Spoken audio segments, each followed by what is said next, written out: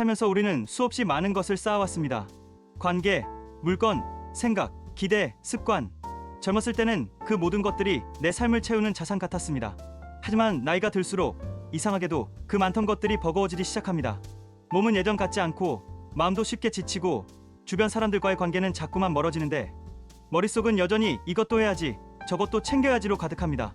그러다 문득 이런 생각이 듭니다. 내가 진짜 원하는 삶은 이런 게 아닌데. 사실 노년기라는 시기는 무언가를 더하는 시기가 아니라 줄이는 지혜를 배워야 할 시기입니다. 왜냐하면 줄일수록 더 가벼워지고 줄일수록 더 선명해지며 줄일수록 내 마음에 여유가 생기기 때문입니다. 그래서 오늘 영상에서는 지금 이 순간부터 꼭 줄여야 할 5가지를 뇌과학, 심리학, 실제 삶의 사례를 바탕으로 아주 구체적이고 실천 가능한 방식으로 차근차근 이야기해드리겠습니다. 이 5가지만 줄여도 불필요한 감정 소모가 줄어들고 관계의 스트레스가 덜어지며 나 자신에 집중하는 시간이 많아지고 남은 인생이 훨씬 평화로워집니다. 영상 끝에는 이 줄이는 삶을 매일 실천할 수 있는 작은 습관 루틴도 알려드릴게요. 혹시 지금 마음이 복잡하고 삶이 무겁게 느껴지신다면 이 영상이 여러분의 인생을 다시 단정하게 정리할 수 있는 시작이 될 수 있을 겁니다. 마음에 와 닿으신다면 구독과 좋아요로 함께 해주세요. 여러분의 그 클릭 하나가 인생 후반기를 더 가볍고 평화롭게 만들어 줄 수 있습니다. 우리가 가장 먼저 줄여야 할 것은 바로 불필요한 감정 소비입니다. 나이가 들면 몸만 피곤한 게 아니라 마음도 자주 피곤해집니다. 괜히 기분이 가라앉고 사소한 일에도 상처를 받고 남의 말 한마디에 마음이 흔들리기도 하죠. 하지만 뇌과학적으로 보면 이런 감정, 피로는 단순한 기분 문제가 아니라 뇌의 에너지를 낭비하는 일입니다. 나이가 들수록 뇌의 회복 속도는 느려지고 에너지 총량은 줄어듭니다. 젊을 때처럼 감정을 여러 번 쏟아내면 뇌는 그만큼 빠르게 지칩니다. 그래서 노년기엔 감정을 아껴 써야 합니다. 마치 귀한 연료처럼 꼭 필요한 순간에만 꺼내 써야 하죠. 이를 위해 가장 먼저 해야 할 일은 내가 자주 쓰는 감정을 관찰하는 습관입니다. 예를 들어 아침에 일어나자마자 내 기분은 지금 어떤가를 스스로에게 물어보세요. 그리고 그 감정을 적어보는 겁니다. 이 단순한 습관이 반복되면 감정에 휘둘리는 일이 줄어들고 불필요한 에너지 낭비도 줄어듭니다. 특히 자주 반복되는 불편한 감정, 예를 들어 서운함, 섭섭함, 쓸쓸함 같은 감정은 그대로 두면 뇌의 패턴으로 굳어집니다. 마치 감정의 자동 반사처럼요. 그래서 의식적으로 그 감정을 관찰하고 가능한 다른 시선으로 바라보는 훈련이 필요합니다. 감정은 느낄수록 커지고 바라볼수록 작아지거든요.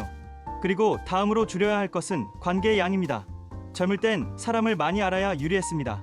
사회에서 살아가려면 인간관계가 곧 자산이었기 때문이죠. 하지만 지금은 다릅니다.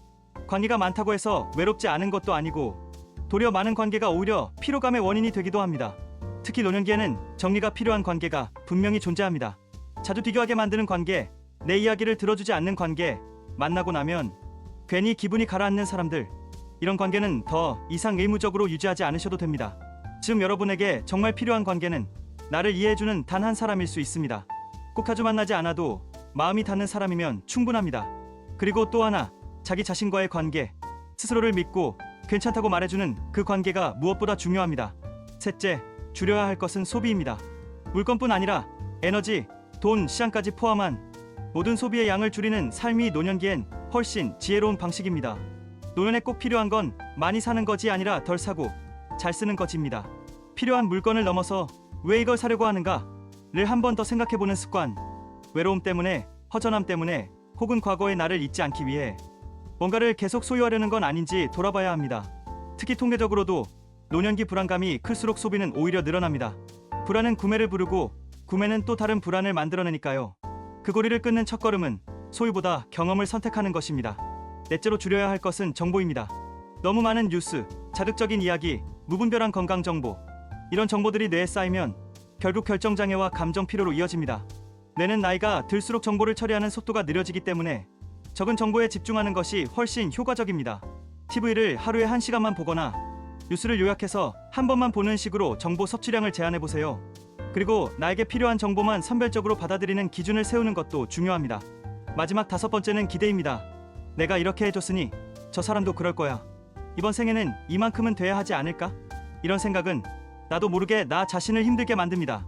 특히 가족에 대한 기대, 자식에 대한 기대, 세상에 대한 기대는 노년기에 들어서며 가장 큰 상처로 돌아오는 경우가 많습니다.